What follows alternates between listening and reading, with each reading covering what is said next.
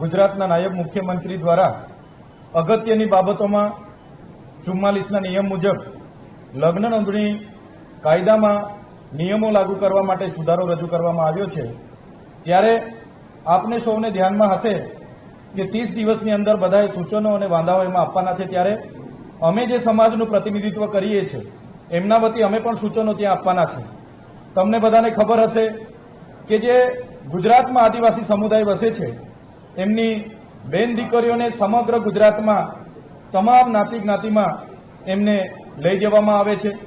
હું કોઈ પ્રેમનો વિરોધી નથી, હું આ લગ્ન બંધનને એક પવિત્ર બંધન માનું છું। હું કોઈ જ્ઞાતિ જ્ઞાતિનો વિરોધી નથી, હું બધા સાથે બધાને સન્માન કરું છું।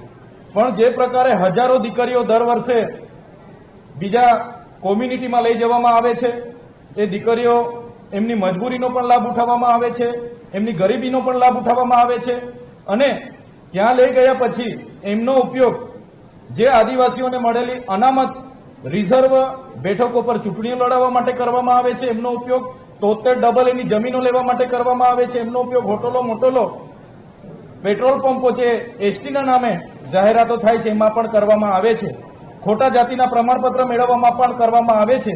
ત્યારે આદિવાસી વિસ્તારોમાંથી જો દીકરીઓને લઈ જવામાં આવે તો બીજા કોમ્યુનિટીમાંથી પણ આદિવાસી યુવાનોને દીકરીઓ લગ્ન માટે સહમતિ મળે એનો સુધારો અમે મૂકવાના છે। કેમ કે આદિવાસી દીકરીઓને તો બધા જ કોમ્યુનિટીના લોકો લઈ જાય છે, જ્યારે આદિવાસી દીકરો કોઈ બીજી કોમ્યુનિટીના દીકરીને લઈ આવે છે તો દુનિયા કરીને એ દીકરીને ફરી લઈ જવામાં આવે છે અને આદિવાસી દીકરા સાથે પરણવામાં નથી આવતી, જેના કારણે આજે આદિવાસી વિસ્તારોમાં પુરુષ અને સ્ત્રીના રેશિયામાં ખૂબ ઘટાડો છે।